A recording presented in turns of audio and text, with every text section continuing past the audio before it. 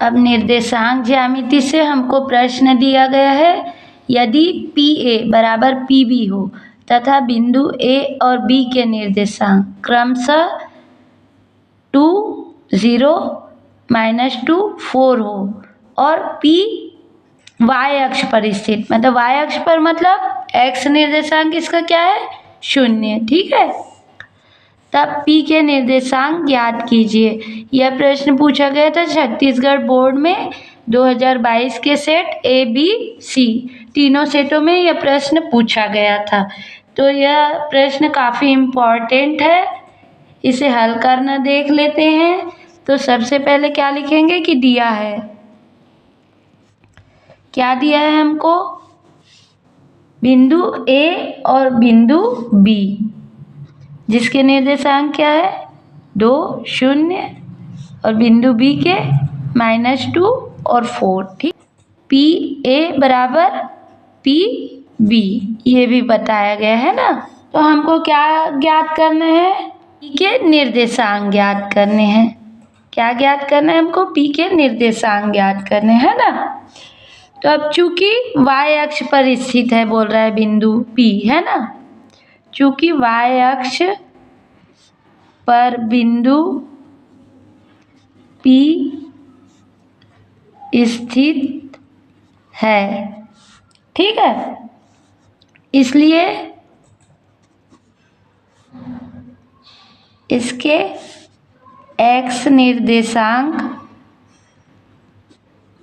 0 होगा। तब क्या होगा, तब P बराबर 0 और इसको y मान लिए, ठीक है। तो अब पहले PA निकाल लेते हैं, मतलब दो बिंदुओं के बीच की दूरी PA, इन दोनों के बीच की दूरी PA। तो दो बिंदुओं के बीच की दूरी का सूत्र क्या है, x2 ऋण x1 का स्क्वायर प्लस y2 ऋण y1 का स्क्वायर। तो यहाँ पर x1 या x2 किसी भी मान सकते हैं। तो ये P और A के बीच के, तो इसको x1 मान लिया और इसको x2। तो यहाँ से क्या आ गया, x2 क्या है 2 ऋण x1 क्या है 0 का वर्ग, और इसको x1 x2 किसी भी मान सकते हैं, इससे इसके मान में कोई फर्क नहीं पड़ेगा क्योंकि इसका वर्ग करना है, ठीक है। इसी तरह y के लिए इसको मान लिए हम y1 और इसको y2, तो 0 - y का वर्ग, ठीक है। तो वर्गमूल को इधर कर दिया तो ये क्या हो गया, नहीं करते इसको ऐसे ही रहने देते हैं। ये क्या आ गया हमारा 4 का वर्ग और उसी तरह y का वर्ग। तो यहाँ से क्या आ गया, PA बराबर √2 का वर्ग है, सॉरी, ठीक। तो ये हो गया 2 दूनी 4, ठीक है, प्लस y का वर्ग, ठीक है। इसे दे देते हैं हम इक्वेशन नंबर 1। अब इसी तरह PB तथा PB ज्ञात कर लेते हैं। तो P और B है ना, इसमें किसी को भी x1 और किसी को भी y1 मान लेंगे। दो बिंदुओं के बीच की दूरी का सूत्र x2 ऋण x1 का स्क्वायर प्लस y2 ऋण y1 का स्क्वायर, ठीक है।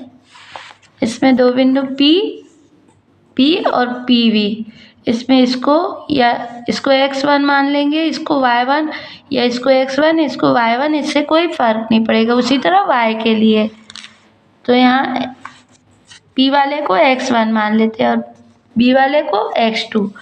तो x2 कितना है हमारा, इसको सर्पाकार कोष्ठक में लिख देते हैं -2 माइनस x1 क्या है 0 कोष्ठक 1 वर्ग प्लस y2 क्या है हमारा, y2 है हमारा 4 माइनस y1 y, ठीक है, का वर्ग, ठीक।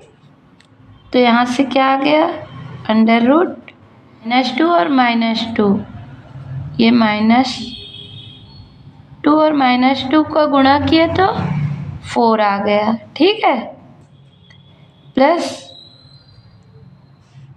4 का वर्ग माइनस 2 इंटू 4 इंटू वाई। तो अब चूंकि a माइनस बी का स्क्वायर बराबर a square plus b square minus 2ab सूत्र होता है, वहां से आ गया। ठीक है, तो यहाँ से क्या हुआ, 4 धन 4 चौक 4 का वर्ग माने 4 चौक 4 गुणे 4 4 चौक 16। तो ये हो गया √4 प्लस 16 माइनस 4 दूनी 8y प्लस वाई स्क्वायर। ठीक है, तो यहाँ से ये क्या हो गया, वाई स्क्वायर माइनस 8y और 16 और 4 20। ठीक, इसे दे देते हैं हम इक्वेशन नंबर 2। ठीक है, अब चूंकि दिया है, क्या दिया है हमारे, PA बराबर PV। चूंकि PA बराबर PB, ठीक है, तो PA क्या आ गया हमारा, या तो इसे लिख सकते इक्वेशन 1 बराबर इक्वेशन 2, ऐसा भी लिख सकते हैं ना। तो क्या है हमारा, PA √4 plus y square, √4 plus y square बराबर PV क्या है हमारा, y square minus 8y plus 20 √y square minus 8y plus 20। ठीक है, तो यहाँ से क्या आ गया, दोनों साइड वर्गमूल है तो वर्गमूल को हटा देंगे। ठीक है, तो ये आ जाएगा 4 प्लस वाई स्क्वायर बराबर y square minus 8y plus 20। ठीक है, अब सबको एक साइड कर लेंगे, तो यहाँ लिख देते हैं पक्षांतर करने पर। ठीक है, क्या आ जाएगा पक्षांतर करने पर, 4 plus y square minus y square minus का प्लस हो जाएगा इधर जाके 8y ऋण 20 बाबा 0।